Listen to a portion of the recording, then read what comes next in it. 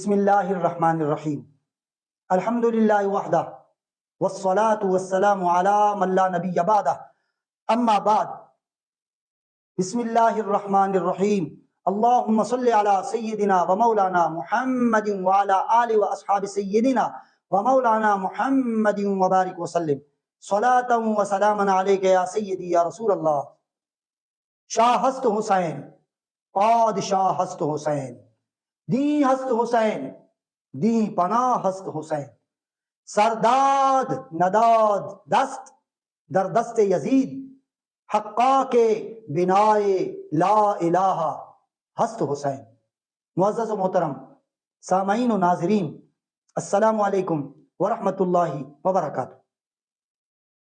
محرم الحرام سن 1445 ہجری کا ہماری ان محافل محرم الحرام کی یہ آخری نشست ہے۔ گزشتہ نشست کا عنوان تھا مسافر کربلا۔ جب آپ نے سفر کربلا کی اہمیت اور امام حسین کے مسافر کربلا بننے کی وجوہات کو سمجھ لیا کہ انہوں نے مسافر کربلا بننا کیوں منظور کیا، تو اب آج آخری نشست میں ہم آپ سے یہ عرض کرنا چاہتے ہیں کہ پیغام کربلا کیا ہے، کربلا کا میسج کیا ہے۔ امام حسین رضی اللہ تعالی عنہ مسافر کربلا بن کر جب وہاں اپنی شہادت دے دی، اپنے آل اولاد اور اپنے قرابت داروں، اپنے ساتھیوں اور اپنے رشتہ داروں کی، اپنے بیٹوں بھانجوں بھتیجوں کی قربانی دے کر اور خود بھی شہید ہو کر اس امت کو کیا پیغام دیا، کیا ہم اس پیغام کو سمجھ رہے ہیں؟ اسی لیے ہم نے پھر اس نشست میں ایک بار پھر اس ربائی کو پڑھا کہ شاہ ہست حسین پادشاہ ہست حسین، کہ بھئی بادشاہی شہزادگی صرف امام حسین رضی اللہ تعالی عنہ کو روا ہے، کہ اللہ تبارک و تعالی نے رسول اللہ صلی اللہ تعالی علیہ وسلم کا نواسا اور بیٹا بنا کر اصل میں اس دنیا میں صحیح بادشاہی تو امام حسین رضی اللہ تعالی عنہ کو دی۔ لوگ کہتے ہیں کہ دو شہزادوں کی جنگ تھی، اس آڑ میں وہ اس پلید یزید کو بھی شہزادہ کہتے ہیں۔ شہزادہ اور بادشاہ سوائے امام حسین کے اور کوئی نہیں تھا۔ معین الدین چشتی یہی کہتے ہیں کہ شاہ ہست حسین بادشاہ ہست حسین، دی ہست حسین دی پناہ ہست حسین۔ بھئی وہ دین اور دین کی پناہ اور اس کی محافظت کرنے والے کیوں ہیں؟ اس لیے کہ سرداد نداد دست در دست یزید۔ یہ پیغام کربلا کی تھیم، یہ اس کا خلاصہ، یہ اس کا سینٹرل آئیڈیا، یہ اس کا مرکزی خیال، کہ امام حسین رضی اللہ تعالی عنہ کا خون سب سے زیادہ پاک ہوگا۔ آپ کی ہستی مطہر تھی، آیہ تطہیر کی ہستیوں میں پنجتن پاک میں امام حسین رضی اللہ تعالی عنہ بھی شامل تھے۔ آپ کے خون سے زیادہ طاہر مطہر اور پاک خون کس کا ہوگا؟ لیکن امام حسین رضی اللہ تعالی عنہ نے کہتے ہیں سرداد نداد دست در دست یزید، کہ انہوں نے اپنے لوگ اپنے سر کو بچاتے ہیں، اپنی جان کو تحفظ دیتے ہیں، اپنے آپ کو بچانے کی کوشش کرتے ہیں، لیکن امام حسین نے تاریخ کا دھارا ہی بدل دیا۔ لوگوں کی سوچ کو بدلنے کے لیے کربلا سے یہ پیغام دیا کہ لوگ اپنا سر بچاتے ہیں، اپنی جان بچاتے ہیں، لیکن میں نے اپنا سر دے دیا، جان دے دی، لیکن ہاتھ نہیں دیا۔ میں نے اپنے ہاتھ ظالم کے ہاتھ میں دینے سے بچا لیے، میں نے اپنے ہاتھ ظالموں کے ہاتھ میں نہیں دیے، باطل سے سمجھوتا نہیں کیا، باطل کی آنکھ میں آنکھ ڈال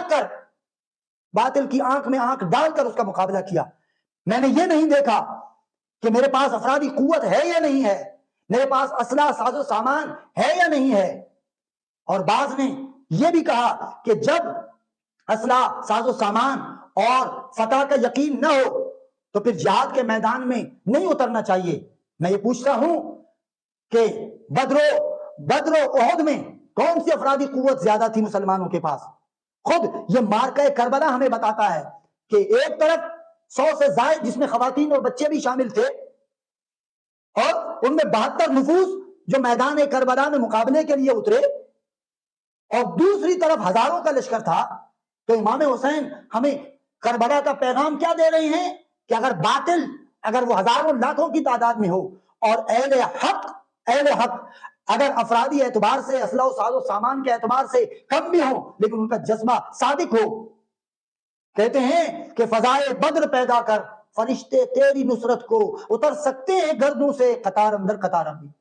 اگر میرے کسی سامعین اور کسی ناظرین کے ذہن میں یہ سوال آئے کہ پھر امام حسین کی مدد کے لیے فرشتے کیوں نہ اترے، اور بدر میں اصحاب رسول اور رسول اللہ صلی اللہ تعالیٰ علیہ وسلم کے مدد کے لیے اللہ تبارک و تعالیٰ نے 3000 یا 5000 فرشتے جبریل امین کی قیادت میں کیوں اتارے اور یہاں کیوں نہ اتارے؟ وہاں معاملہ اور تھا، اور یہاں حضرت امام حسین رضی اللہ تعالیٰ عنہ کا امتحان مقصود تھا، اور رہتی دنیا اور آنے والی نسلوں کو یہ بتانا تھا کہ ایک راہ رائے عظیمت بھی ہو سکتی ہے۔ پیغام کربلا یہی رائے عظیمت کا پیغام ہے کہ باطل سے ٹکرا جانے کا، باطل کو منہ توڑ جواب دینے کا، یزیدی طاقتوں کی آنکھوں میں آنکھیں ڈال کر ان کا مقابلہ کرنے کا، تاکہ کوئی تو راستہ ملے، کوئی تو ہمیں اسوہ ملے۔ تو یہ اسوہ شبیری پیدا کرنے کی ضرورت ہے۔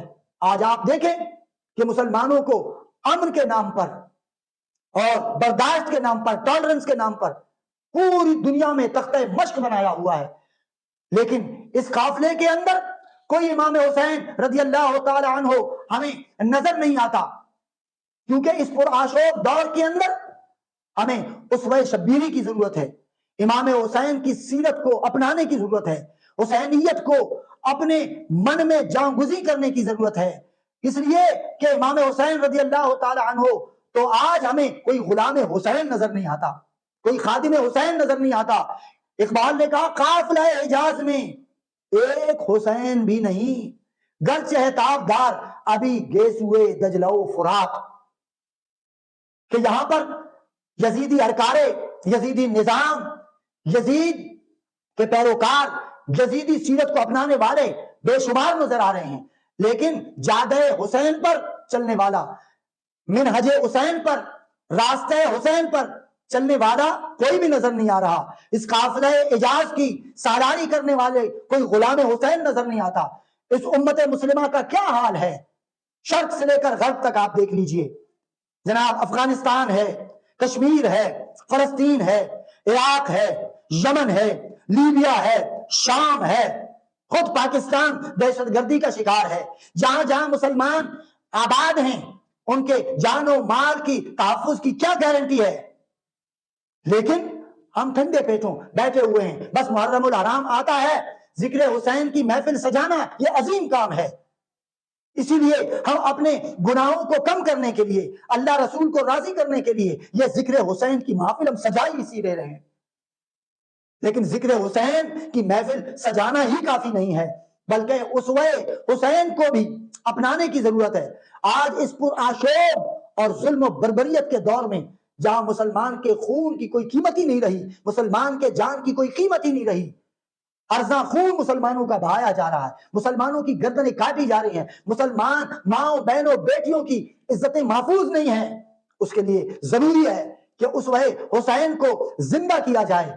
یہود، ہنود، مشرکین انہوں نے اکٹھ کر لیا ہے، وہ یکسو ہو گئے ہیں، اور ہم تفرقوں میں، مکاتب فکر میں، مسلکوں میں، فرقوں میں بٹ گئے ہیں، لیکن حسین کی حسینیت پر، اس کے نواسہ رسول ہونے پر، انہیں جنت کا سردار ہونے پر تو کسی مسلک و مکتبہ فکر کے کسی عالم اور کسی فرد کو کوئی اختلاف تو نہیں ہے نا۔ تو پیغام کربلا یہ ہے کہ خون حسین کا احترام کرو، ان سے عقیدت رکھو، ان سے محبت کرو، اور ان کے اسوہ کو اپناؤ۔ کل قیامت کے دن امام حسین رضی اللہ تعالی عنہ کے سامنے جب پیش ہوں گے تو اگر ہم یہ جسٹیفیکیشن اور یہ صفائیاں دیں گے، جی کیا کریں حضرت امام حسین ہمارے بچے جوان تھے تو اپنے بچوں کے برائٹ فیوچر کے لیے اس لیے ہم نے یزیدیوں کے ساتھ سمجھوتا کر لیا، تو کیا امام حسین ہم سے پوچھیں گے نہیں کیا تمہارا جوان بچہ میرے علی اکبر سے زیادہ تمہیں عزیز تھا؟ میرا علی اکبر تو شبیہ رسول تھا، لیکن میں نے تمہارے اور اس دین کی خاطر اپنے علی اکبر کی جوانی کو ریگزار کربلا کے خاک و خون میں ملا دیا۔ کوئی کہے کہ جی میرے چھوٹے چھوٹے بچے تھے، شیر خوار تھے، تو کیا امام حسین انہیں یہ جواب نہیں دیں گے؟ کیا میرا علی اصغر تمہارے شیر خواروں سے زیادہ کم تھا؟ کیا تمہیں اپنے شیر خوار میرے علی اصغر سے زیادہ عزیز تھے؟ کیا شہربانوں کو علی اصغر سے محبت نہیں تھی کیا؟ آج کی ماؤں کو اپنے شیر خوار بچوں سے زیادہ محبت ہے. کوئی کہے کہ جی میرے بھتیجے تھے، بھانجے تھے، تو وہ کہیں گے امام قاسم اور اون و محمد سے تمہیں اپنے بھانجے بھتیجے زیادہ عزیز تھے کیا؟ کہتے جی میں تو باپ تھا، میری پہلی فیملی تھی، میرا خاندان تھا، اگر میں مارا جاتا تو میرے خاندان کا کیا ہوتا؟ تو امام حسین یہ نہیں کہیں گے کہ میرے خاندان نہیں تھے، میں نے تو ریزگار کربلا میں اپنی بہن، اپنی ازواج، اپنی بیٹیوں کو تنہا چھوڑا. میں نے تو اس وقت یہ فکر نہیں کی کہ میں شہید ہو جاؤں گا تو میری بیویوں، میری بہن سیدہ زینب سلام اللہ علیہا، سیدہ سکینہ سلام اللہ علیہا، میری بیٹی، اس کا کیا ہوگا؟ عزیز دوستو، پیغام کربلا یہ ہے، کربلا کا میسج یہ ہے کہ یزیدیوں سے ٹکرانے کے لیے کبھی پھر اس طرح کی سوچ نہیں رکھی جاتی. آج حسینی فکر اور پیغام کربلا کو زندہ کرنے کی ضرورت ہے. اگر ہم نے حسینی فکر کو اپنا لیا، حسینیت کو اپنا لیا اور پیغام کربلا کو صحیح معنوں میں سمجھ لیا تو پھر سمجھ لیجئے کہ اس امت کی ترقی کا سفر شروع ہو گیا. اللہ سبحانہ و تعالی شہادت امام حسین اور واقعہ کربلا اور شہداء کربلا کے تصدق سے مسلمانوں کی جان و مال، عزت و آبرو کی حفاظت فرمائے اور اسلام کو عزت و شوکت عطا فرمائے. وآخر دعوانا ان الحمدللہ رب العالمین.